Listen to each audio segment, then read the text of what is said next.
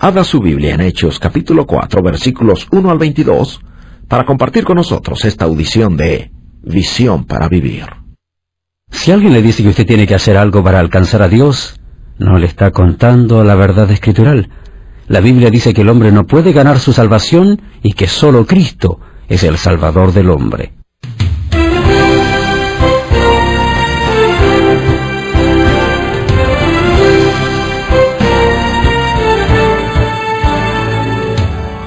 La Biblia asegura que la salvación se inicia con las acciones de Dios y depende toda de Dios. La Biblia dice que en ningún otro hay salvación porque no hay otro nombre bajo el cielo dado a los hombres en quien podamos ser salvos. Además, nos asegura que no hay otro mediador entre Dios y los hombres, sino solamente Jesucristo. Si usted tiene una creencia contraria a lo que compartiremos hoy, le invitamos a que haga un estudio profundo de la Biblia. Si usted necesita ayuda, escríbanos a la dirección que daremos al final de este programa. Y ahora le invitamos a escuchar la segunda parte del mensaje titulado Religión versus Cristianismo.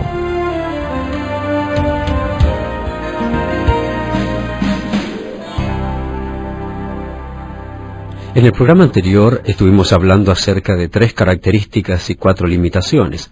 Partimos con algunas de ellas, 3 características y 4 limitaciones de la religión. En primer lugar, dije que la religión usa la intimidación cuando se ve amenazada. Lo vimos en el ejemplo de estos hombres que llegaron a intimidar a los apóstoles simplemente porque habían realizado un milagro. Estaban hablando de Jesucristo, estaban mostrando el poder de Dios y, por supuesto, eso no le gusta a la religión. De inmediato se sintieron amenazados y utilizaron la intimidación. La segunda cosa es que la religión enfatiza la tradición cuando no tiene certeza o seguridad. Si no tiene un fundamento bíblico para alguna enseñanza, entonces enfatizarán su tradición, dirán, así ha sido, esta es la tradición de la Iglesia y así debemos hacerlo, pero aunque no tenga apoyo escritural. La tercera cosa es que la religión, cuando se ve amenazada, emplea el interrogatorio. Cuando se le despierta la suspicacia, tiene miedo. Es lo que ocurrió en este momento con los discípulos. Dice el versículo 7, y poniéndoles en medio le preguntaron, ¿con qué potestad o en qué nombre habéis hecho vosotros esto?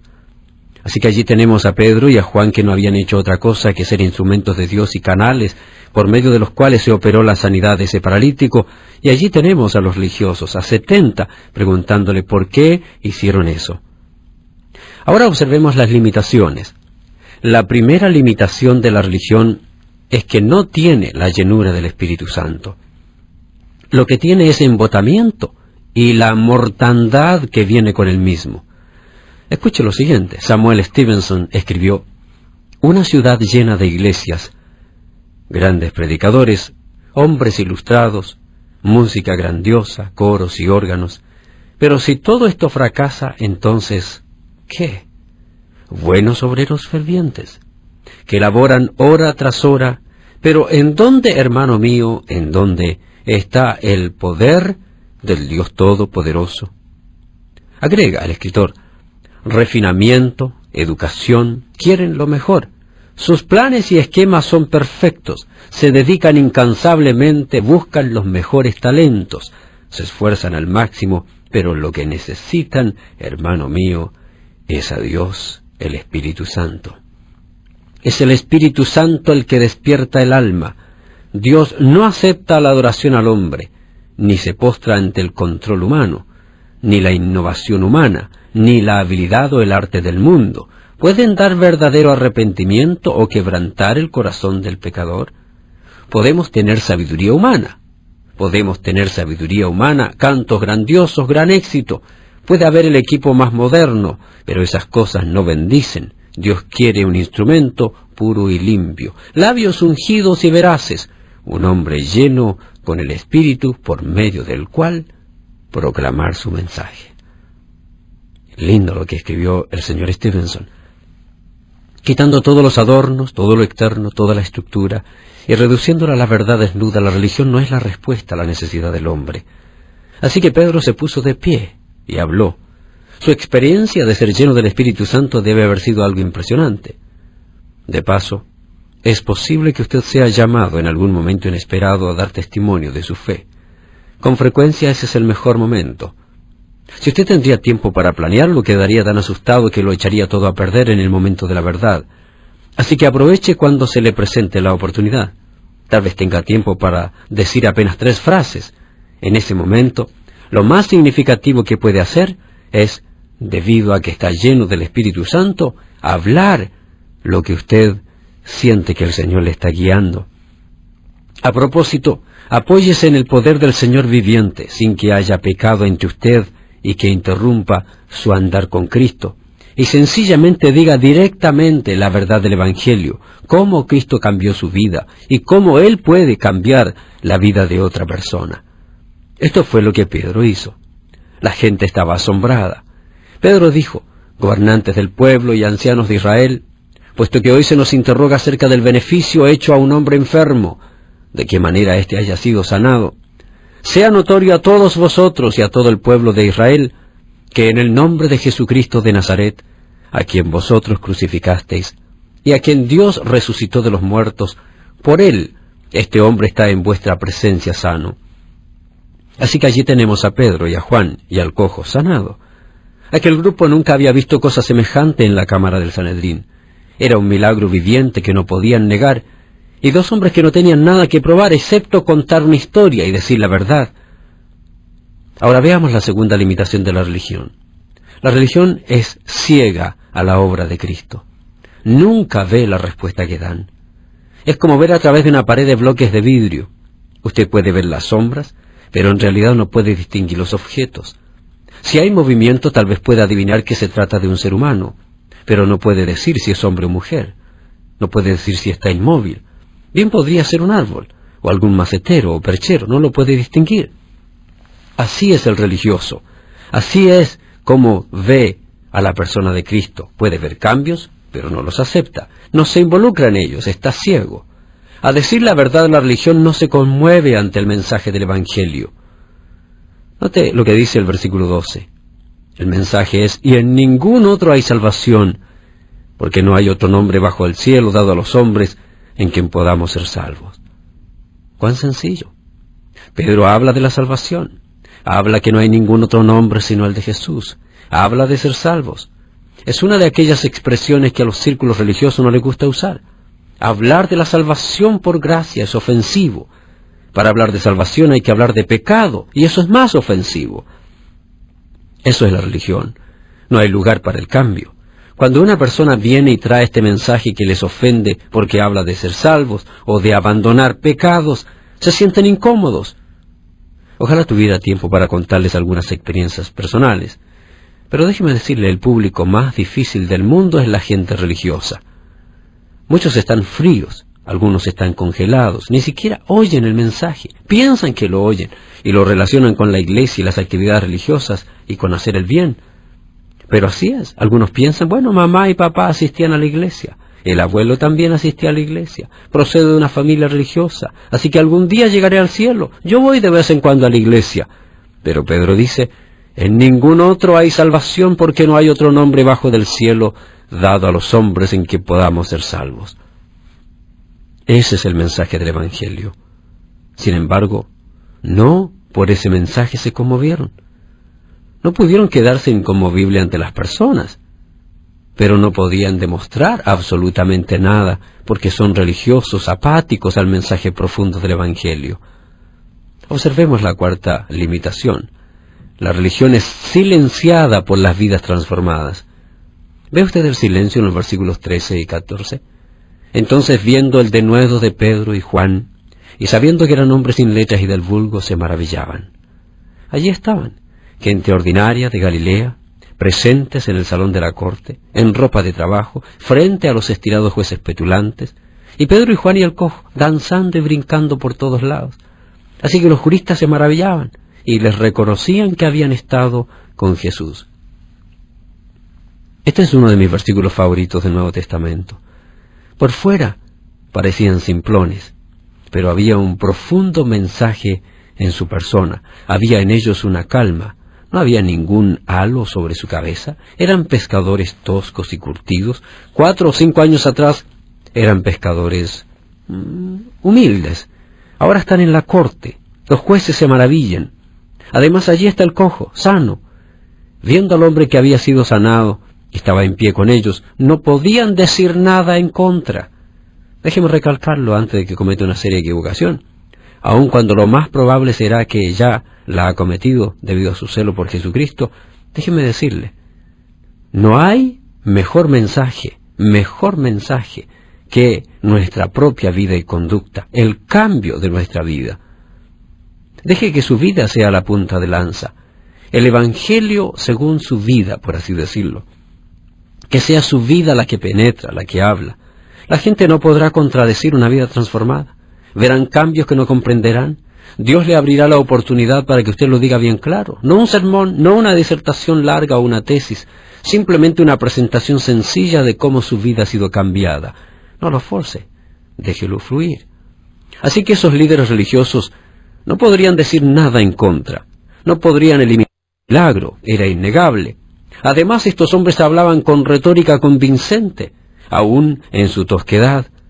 Hablaban de cómo Cristo había cambiado sus vidas, y usted no puede negar eso en una persona, es una declaración innegable. No me diga que los críticos no lo notan. Leí que la gente se levantaba a las 5 de la mañana para ir a oír a predicar al señor George Whitefield. Uno de los más elocuentes y destacados predicadores de los años pasados, movía a la gente. Leí que la gente esperaba en medio de la nieve hasta que abrieran las puertas de la capilla, tan solo para encontrar un asiento y escuchar la predicación. La gente se aglomeraba para oírlo. Una mañana un creyente se dirigía a la capilla para escuchar al señor Whitefield predicar y se encontró con David Hume, un escéptico escocés, y él también se dirigía a la misma capilla. Entonces entablaron una conversación. El creyente conocía a Hume y sabía su pensamiento, de modo que le preguntó, ¿es usted un creyente también? Según lo que sé, usted no cree en el mensaje que predica Whitefield. Y entonces el escéptico contestó, no creo en eso, pero Whitefield sí lo cree, por eso voy a escucharlo. Una persona con convicción impacta a la gente, y la vida de Whitefield era un imán que alcanzaba incluso a los escépticos. Así que aquellos dirigentes religiosos no pudieron decir nada en contra, pero a la vez no podían negar que las vidas de aquellos creyentes, les guste o no les guste, crean o no crean a sus palabras, la vida de aquellos creyentes había sido transformada. Había sido transformada tan poderosamente que ellos decían ahora, pero estos eran personas que conocimos antes como pescadores, y ahora son personas distintas. Hablan con denuedo, eran hombres sin letras, del vulgo, y por lo tanto quedaron maravillados que estos hombres, por un poder que ellos no conocían, por alguna razón, habían sido transformados. Así que aquellos dirigentes religiosos no podían decir nada en su contra. Observe la manera en que decidieron lidiar entonces con la situación. Allí es donde la religión se agazapa, llega a su último reducto, se ve impotente. Dice que entonces les ordenaron que saliesen del concilio y conferenciaban entre sí diciendo, ¿qué haremos con estos hombres? Porque de cierto, señal manifiesta ha sido hecha por ellos, notoria a todos los que moran en Jerusalén, y no lo podemos negar. Se vieron entre la espada y la pared. Reconocieron que tenían un problema entre manos. Había habido una señal, que en este caso era la espada, y no lo podían negar. Y eso era la pared. Se hallaban entre la espada y la pared. En otras palabras, los que discutían no sabían cómo atacar y hacer nulo lo que los apóstoles estaban demostrando con su vida. Lo que discutían era esto. Ha habido un milagro. La opinión pública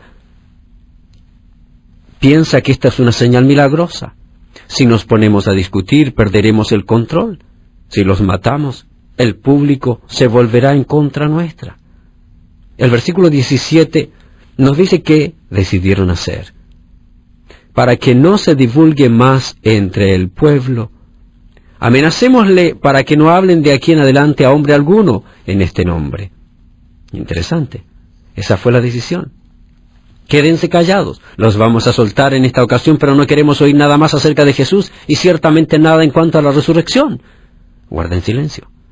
El versículo 18 dice, y llamándoles, es decir, a Pedro y a Juan y al cojo, que había recién sido sanado, les intimaron que en ninguna manera hablasen ni enseñasen en el nombre de Jesús.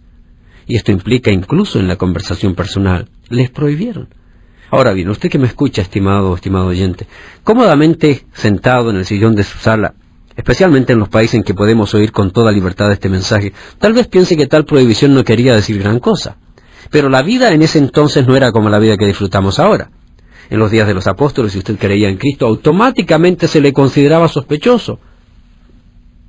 Conforme pasaba el tiempo, y llegaron los días de Pablo y el emperador era Nerón, cuando se sabía que usted había creído en Cristo, su vida quedaba marcada. Así nació el símbolo del pez. La palabra griega para pez es ictus, que son las siglas o iniciales de la expresión Jesucristo, Hijo de Dios, Salvador. El símbolo del pez no nació con el objetivo que se convierta en una calcomanía para poner en un automóvil. Era una palabra griega, y la palabra griega era ictus, y esas letras, esas iniciales, significaban Jesucristo, Hijo de Dios, Salvador. El creyente que quería saber si otra persona también era un creyente, usaba el dedo gordo de su pie o de su sandalia y dibujaba una parte del pez. El otro individuo que estaba sentado al lado no sabría de qué se trataba, a menos que también fuera un creyente, en cuyo caso dibujaba la otra sección, completando el dibujo y declarando con eso, yo también pertenezco a la misma familia. Pero nosotros no sabemos nada de esa vida arriesgada, peligrosa y de secreto obligado. A la mayoría de nosotros, seguir a Cristo no nos cuesta gran cosa. Pero cuando los tres creyentes les dijeron que no hablaran más en el nombre de Jesús, se trataba de una prohibición y amenaza seria. Usted observará que aquí tenemos por primera vez en la historia de la Iglesia un caso de desobediencia civil. ¿Hay lugar para esto? Claro que sí.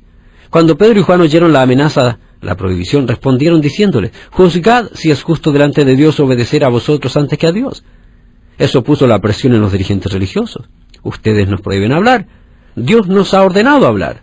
Ahora, aun cuando ustedes piensan que no debemos hablar, no podemos dejar de decir lo que hemos visto y oído. Le están diciendo hay una ley más elevada que la ley de la nación, y esa es la ley de Dios. Hay una voz que tiene más autoridad que la voz del juez civil, es la voz de Dios. Algunos dirían que eso era asunto de conciencia, pero la conciencia es una guía pobre, si se la ha programado mal. Si toda su vida usted ha sido programado para llamar blanco a lo que es gris, y lo que asoma es gris, usted lo llamará blanco, pero no es blanco, es gris. H.C. Trumbull habla de la conciencia de la siguiente manera. La conciencia no le fue dada al hombre para instruirle en lo que es correcto, sino para instarle a que haga el bien en lugar del mal, cuando ha sido instruido a hacer el bien. Le dice al hombre lo que debe hacer, que debe hacer el bien, pero no le dice qué es lo bueno. Si el hombre ya ha decidido que un cierto curso de acción mala es el apropiado, mientras más siga su conciencia, más mal hará. No se debe seguir a la conciencia a menos que se base en la palabra de Dios, es decir, en un claro e inequívoco principio u orden de Dios. ¿Escuchó eso? Eso es importante. Así que les dijeron, en cuanto a lo que ustedes quieren que nosotros hagamos, ustedes son los jueces, pero sepan que no tenemos ningún plan para guardar silencio. Esto es muy interesante. Como veremos cuando estudiemos el resto del pasaje, ellos no instigaron un motín, no volcaron los carros de los sanhedristas, no hicieron una manifestación llevando pancartas y carteles, declararon la verdad y personalmente declararon el Evangelio, hasta que les llegó el martirio. Versículo 21.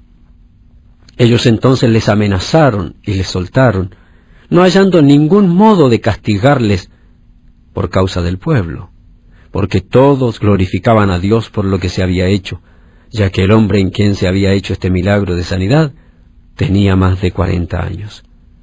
Un par de cosas me vienen a la mente al pensar en la aplicación práctica de todo lo que he estado diciendo.